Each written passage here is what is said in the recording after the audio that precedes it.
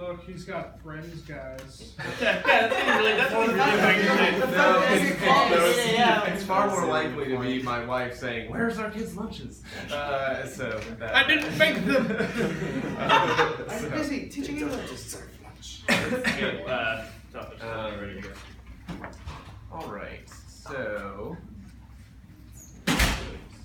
whenever you guys are ready, can you begin?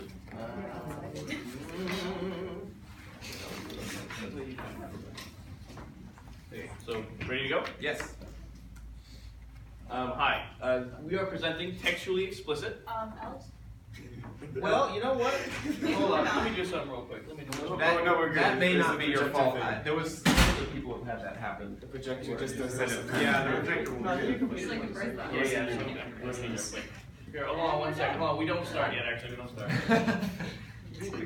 This is still all on. It's treatment.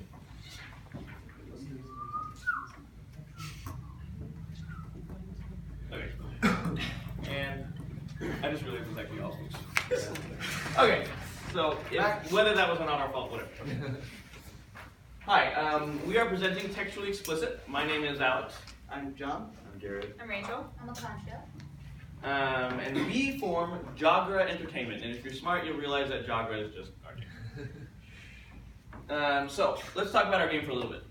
We made a game where you play a detective in 19th century London, serving for the glory of Queen and country. A scandal has occurred in Parliament, shaking the entire country to its very core. It's your job, and your job alone, to restore the peace however you see fit. These are the stories of Benedict Milner. So the game is very Sherlock Holmes inspired. So it's a Victorian era post 1860s, and it's the middle of London. And you start off by hearing about a politician getting murdered. And so it's post-action, it's non-linear plot. All the rooms are accessible from the very beginning. There are a bunch of rooms that aren't even needed for the story of the plot, and so you just gotta go for it and find your way through the game. So we drew inspiration from Society there. So we took a lot of inspiration from the Victorian short stories that we've read over the course of the year. You see a lot of kind of darker themes having to do with poverty, nobility, as well as the rapid industrialization during the time and how society was reacting towards that change. In addition, we took a lot of inspiration from Sherlock Holmes, the most famous detective. In that our game is a murder mystery. It takes place in the same era that Sherlock Holmes would have existed in, and then also we all just like Sherlock Holmes up here, so we decided why not make a game based off of that. And then we drew inspiration from Assassin's Creed as well. You kind of see the conspiranoia, Illuminati shenanigans with the poison darts as well. And then we also finally drew inspiration from Sunless Sea. We really enjoyed the exploration kind of feel that we got from that game, so we kind of added that into ours with the maze-like structure that we made. So how the game was made. Planning took up most of our time, and that helped with like dividing up the work for efficiency. Like we had separate rooms and stuff, so everyone took care of a section of the game, and planning was really necessary for that because we really needed to know what we were doing before we started. And that kind of shortened our process of actually developing the game, made it very, very quick. We added multiple endings. The first one is Death in Home. This is the sort of good guy ending where you reveal to the world, you know, the entire conspiracy and what the organization's doing and everything. Then there's Death in Dumpster. This is sort of like the loser path, or sort of like the incompletion path, more like, because it's a result of sort of going into this room prematurely, and you know, without getting the right hints and everything, and knowing the right things. So you just kind of end up dying.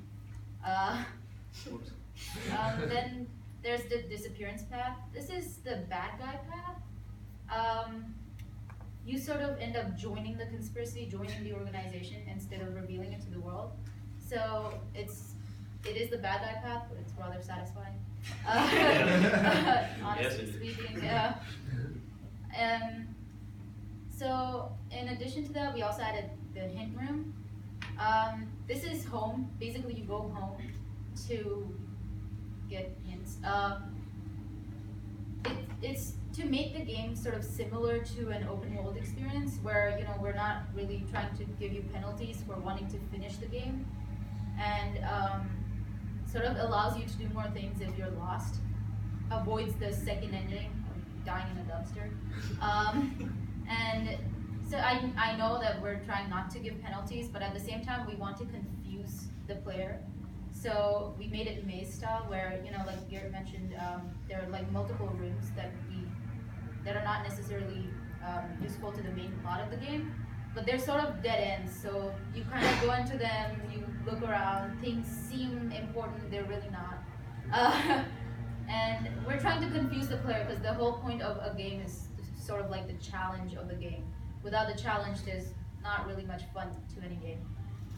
Therefore, we didn't include like any sort of maps that clarify exactly what is where, and you know, we're trying to get the player to go places and discover everything on their own without having sort of being spoon-fed.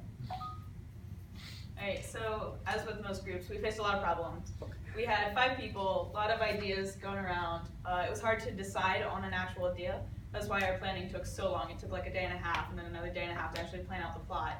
So we had a lot of options because it was so open-ended. We played a lot of like great games over the semester and read a lot of great stories.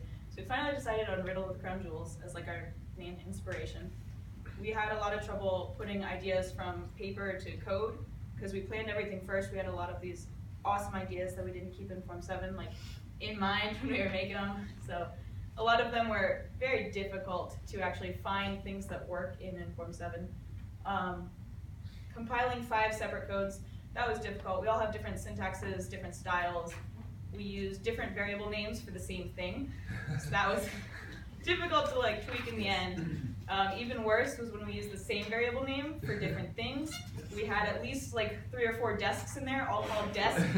So we had to sort of alter those a bit, and that was difficult. Learning in Form 7, everybody probably had this problem. It was hard. It is a new language, even though like, you know all the words. It's just difficult. Small word and punctuation problems. I spent so much time because my code did not like the word "the" in part of it, so I had to figure out a way to get that out of there. Writing hints was difficult for us. We tried first using a table, which is really organized, but we had a lot of difficulty getting it in Form 7 to read it correctly. The other option was like a list, which was very unorganized, hard to like follow, but it worked really well. So we also had a computer malfunction where Garrett's hard drive crashed while he was making his room. So we had to start from scratch. And then finally, it is in the Victorian era, so using Old English was a huge like point in our game. We had to keep that in the dialogue, in the character names, and just like in the scenery. We had to like kind of incorporate the history of that time as well, because we have a lot of newspapers in the game, just sort of like little tidbits in there. So that was difficult.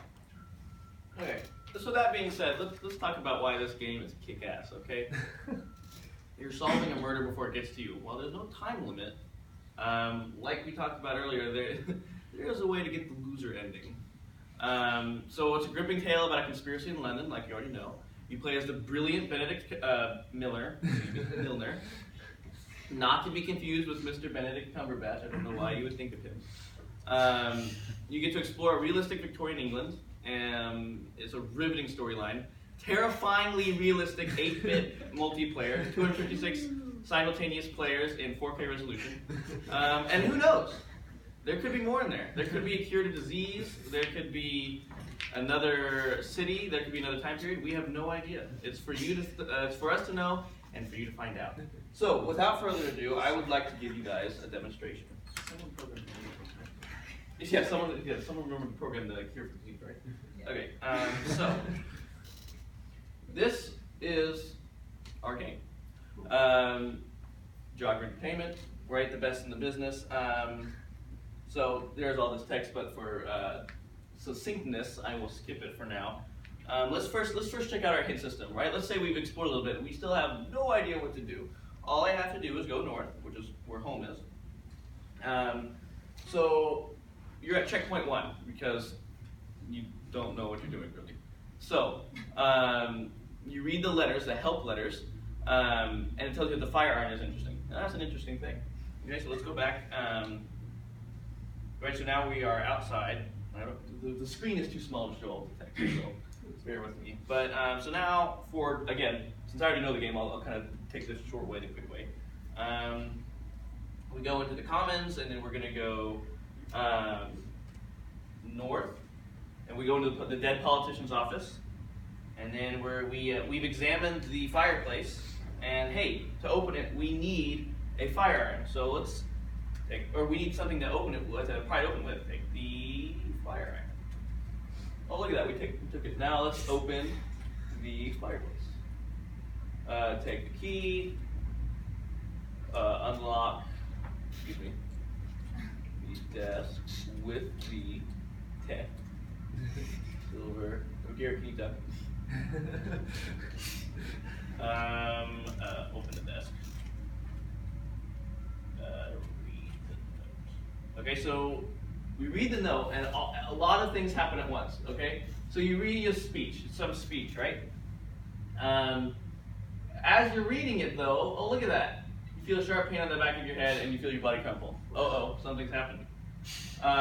You go back to the Prime Minister's office. You never went in there before, so as you're being dragged in, you see this stuff, and you try and he takes out a revolver and he says, you know, Mr. Miller, prepare to meet your maker. And since you never went to the Prime Minister's office, you done messed up. Okay, you try and take the gun away, but alas, you are too late. You didn't notice that there's a letter opener nearby. And he shoots you, and as you fall, you realize that you done messed up. And then we end with found deceased in a back alley in your parliament this morning, found with a note saying, I am a thief. So, that's just one of the endings, and not the best ending. We hope you'll play for the other endings. I got you. Oh, come on. Present. There we go.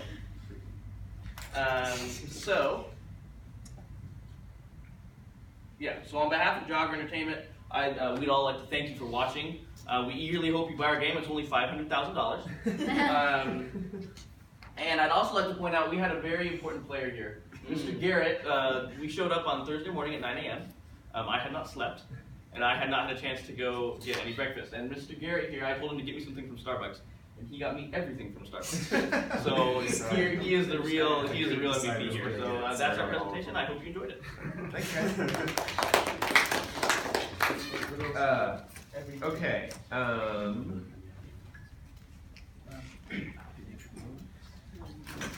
I forget your group name. Sorry. Oh wait, were there any? Are we supposed to ask for questions?